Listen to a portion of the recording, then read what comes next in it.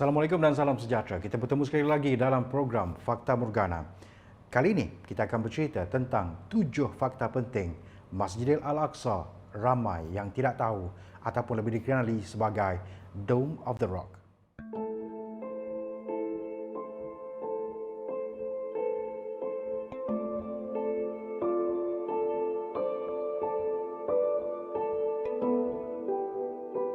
Mungkin ada di antara kita yang tidak tahu bahawa jika anda melakukan pencarian Masjid Al-Aqsa di Google, kebanyakan gambar yang terpapar iaitu sebuah bangunan dengan struktur kubah berwarna emas. Sebenarnya kawan-kawan, struktur kubah emas ini bukanlah Masjidil Al-Aqsa, walaupun ramai di antara kita yang sering kali tersalah anggap struktur ini dikenali sebagai Kubat Al-Sakrah atau Dome of the Rock, kubah batu, dan ia berbeza dengan Masjid Al-Aqsa.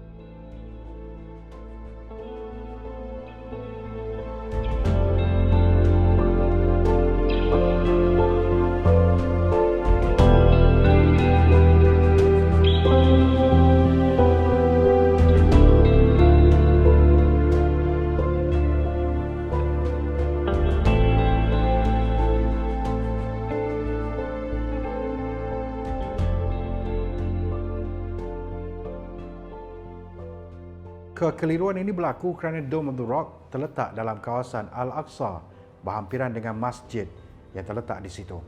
Sebenarnya, terdapat banyak masjid di tapak yang mana kita kenali sebagai Masjidil Al-Aqsa.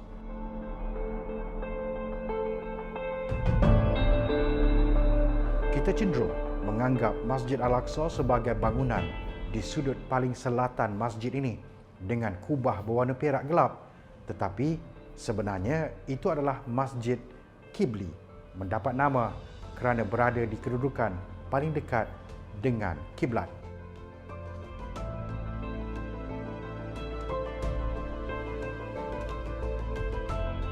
Masjid ini dibina pada zaman Khalifah Abdul Malik bin Marwan, disiapkan hanya pada zaman Al-Walid bin Abdul Malik.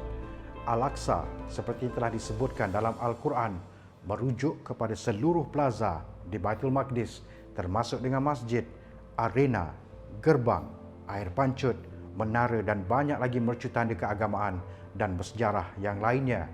Seluruh tanah di sebalik dinding kompleks ini dikenali sebagai Masjid Al-Aqsa, juga disebut sebagai Al-Haram Asy-Syarif.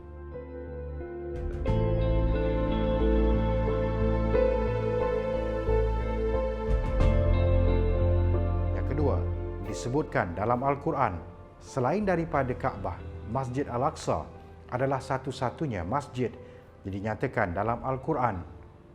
Maha suci Allah yang telah menjalankan hamba-Nya, yakni Muhammad, pada malam hari dengan Masjid Al-Haram di Mekah ke Masjid Al-Aqsa di Palestin, yang kami berkati sekelilingnya untuk memperlihatkan kepadanya tanda-tanda kekuasaan dan kebesaran kami. Sesungguhnya Allah jugalah yang Maha mendengar lagi Maha mengetahui.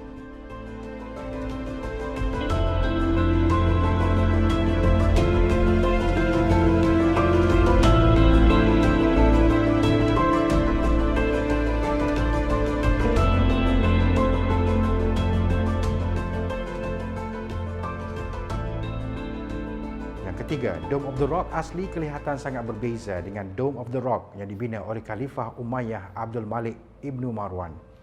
Ia pada asalnya adalah kayu dengan penutup tembaga, plumbum atau seramik.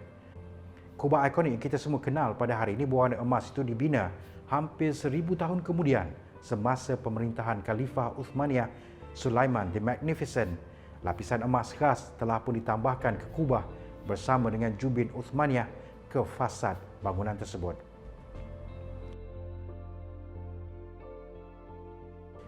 Yang keempat, kompleks tanah perkuburan. Walaupun tidak ada catatan yang tepat tentang siapa dan berapa ramai orang yang telah pun dikebumikan di sana, tanah perkuburan di Haram Al-Syarif adalah tempat bersemadinya ramai nabi dan para sahabat baginda Rasulullah sallallahu alaihi wasallam. Yang kelima, pernah menjadi tempat pembuangan sampah. Ketika orang-orang Rom mengusir Yahudi dari kota tersebut, sebahagian besar penduduk Rom telah pun menggunakan kawasan Masjid Al-Aqsa sebagai tempat pembuangan sampah. Ketika Saidina Umar radhiyallahu anhu membuka kota ini untuk Islam, beliau telah membersihkan sampah dengan tangannya sendiri. Beliau jugalah yang mengakhiri pembuangan orang-orang Yahudi selama berabad-abad, lantas memberikan keluarga-keluarga Yahudi ini hak untuk tinggal di Baitul Maqdis sekali lagi. Salah seorang sarjana paling terkenal dalam sejarah Islam iaitu Imam Abu Hamid Al-Ghazali menghabiskan masa hidupnya di Masjid Al-Aqsa. Di sinilah juga lokasi di mana Imam Al-Ghazali menulis apa yang dianggapkan sebagai karya agungnya Ihya Ulum Ad-Din atau Kebangkitan Ilmu Agama. Sebuah bangunan di masjid ini menandakan tapak bilik lamanya.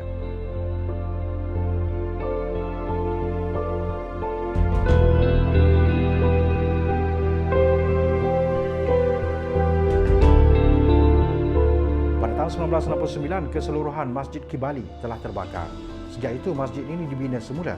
Tetapi kejadian yang berlaku tidak lama dahulu ini menunjukkan betapa pentingnya untuk kita menjaga tapak suci ketiga dalam Islam ini.